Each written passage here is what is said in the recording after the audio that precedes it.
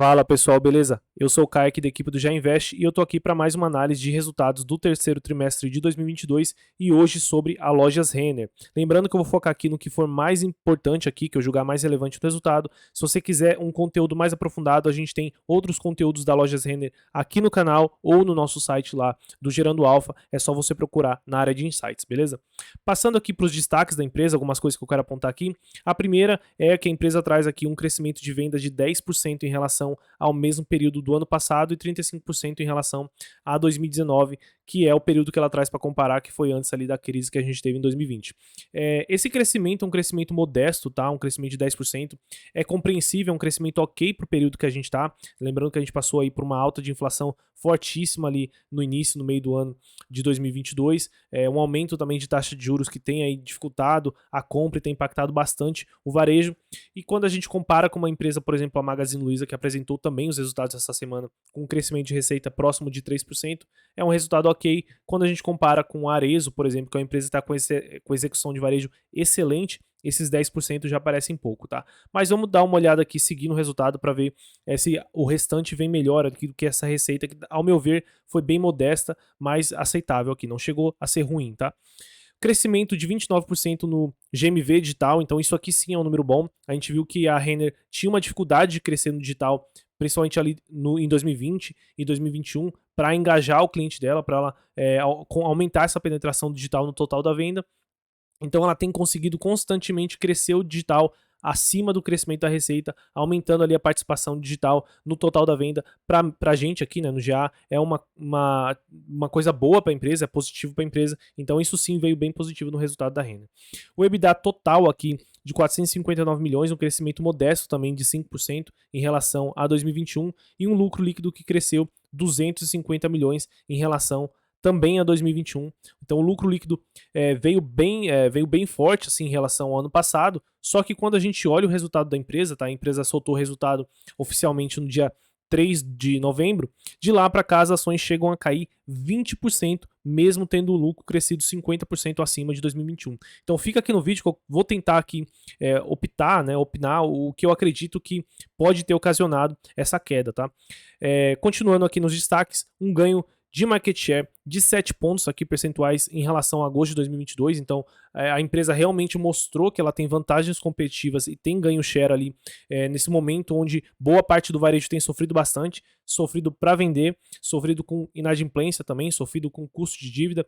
Então, desde 2020, a Renner, né, a gente tinha essa tese de que a Renner ia tomar market share de empresas pequenas e até de empresas médias, porque pela escala, pelo controle de custos, pelo acesso ao capital, teoricamente ela poderia ter vantagem nesse momento e essa tese está se concretizando realmente, tá? E um último destaque que eu queria apontar aqui para vocês é a parte da Realize, onde a própria Renner destaca aqui que teve segue com uma inadimplência como um ponto de atenção, né? Que é realmente um ponto de atenção e na nossa visão acendeu nesse trimestre aqui uma lanterna amarela e eu vou falar mais disso mais para frente no vídeo, tá?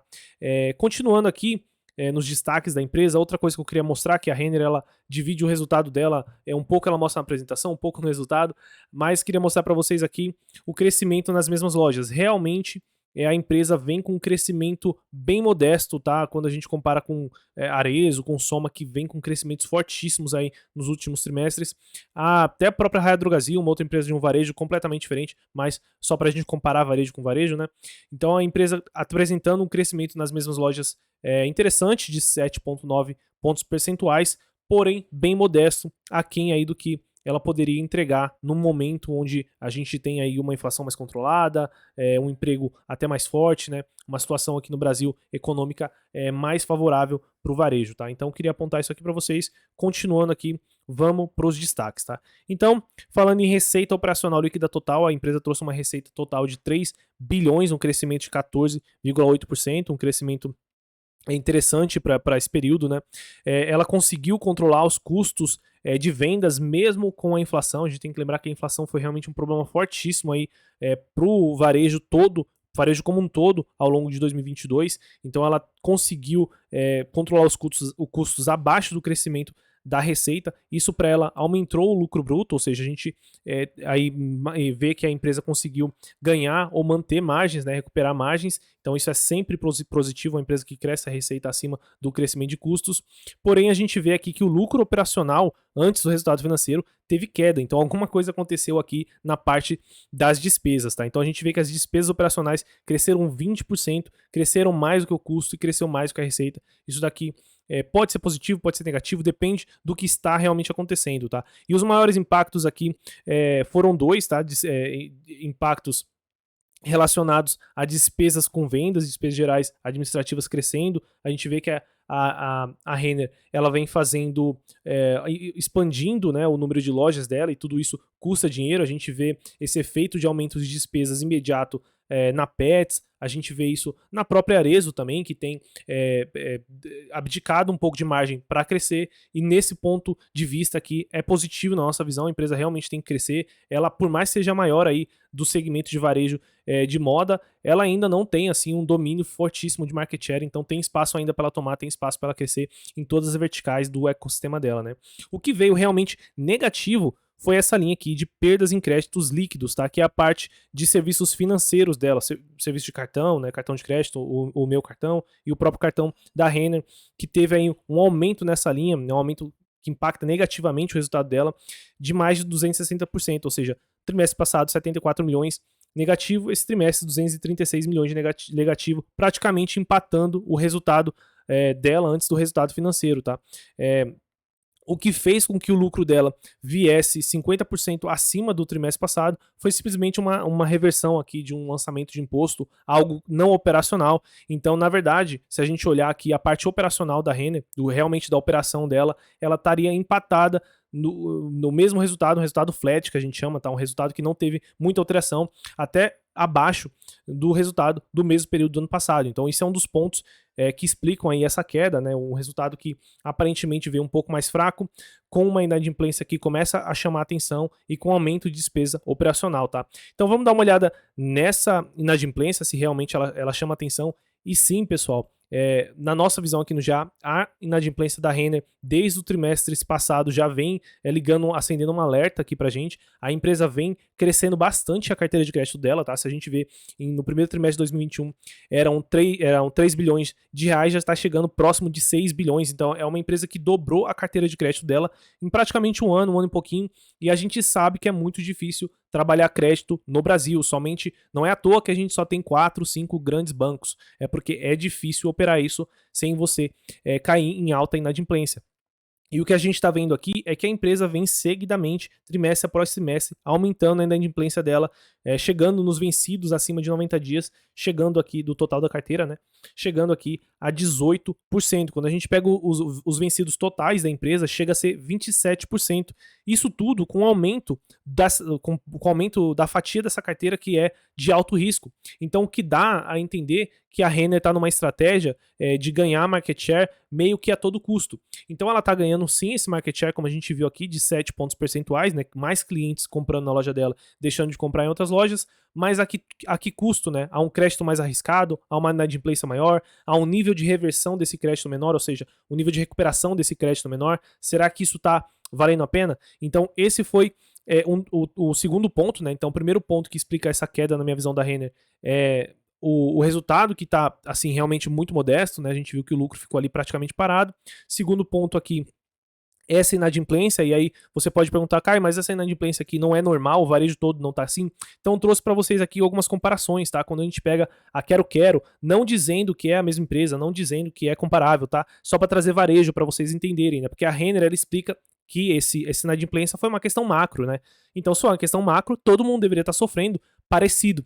O que a gente vê é que a Quero, por exemplo, tá com um atraso aqui na carteira dela bem controlada a níveis históricos. Então, não realmente parece que foi só a Renner, tá? Quando a gente pega aqui a C&A, por exemplo, que é mais parecida com a Renner, a mesma coisa. Uma inadimplência que ficou aí próxima de 12%, que é mais ou menos o histórico do varejo ali de moda, né? O varejo de moda para pessoa da classe B e classe C, que é mais ou menos onde a Renner e a C&A atuam. Então a C&A não está tendo tanto impacto assim quanto a Renner, tá?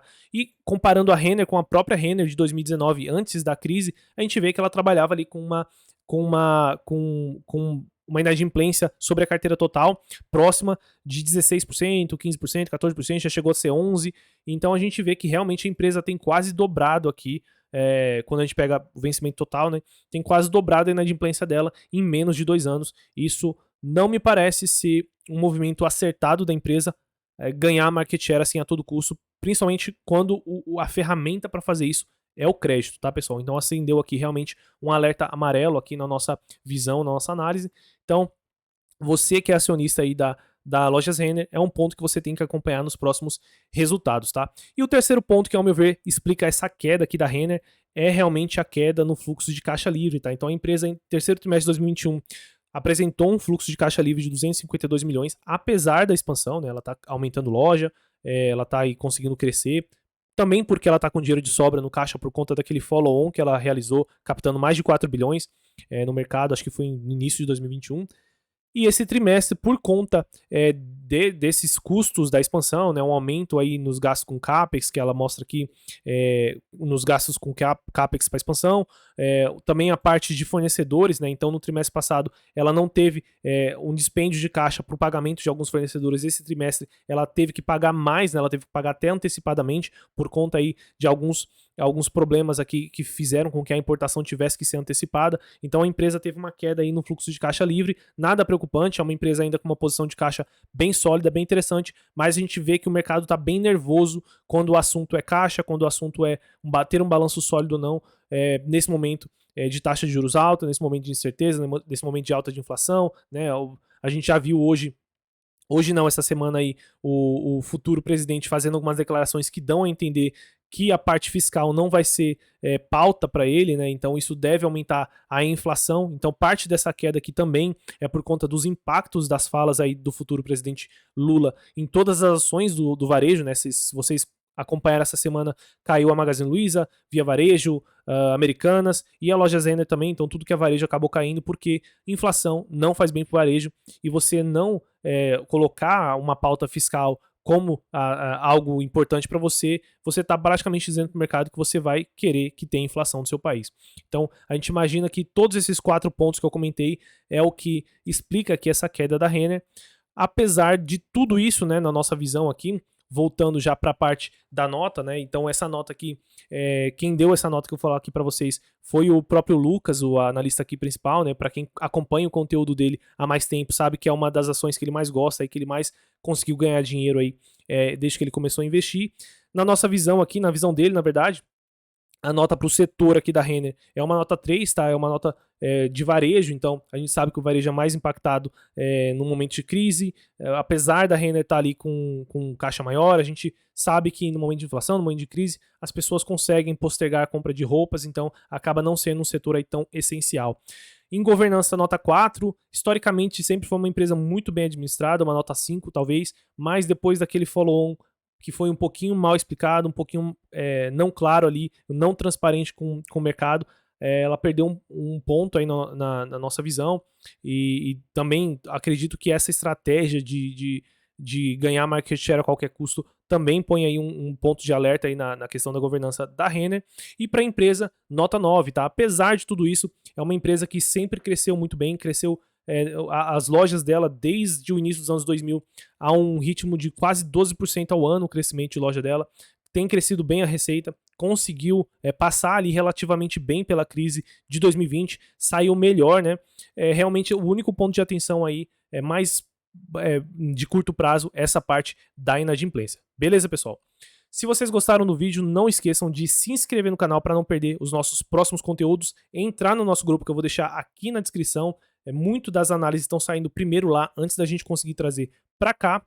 Também deixa o like no vídeo para ajudar a gente a chegar a mais pessoas. Por hoje é só e até o próximo vídeo.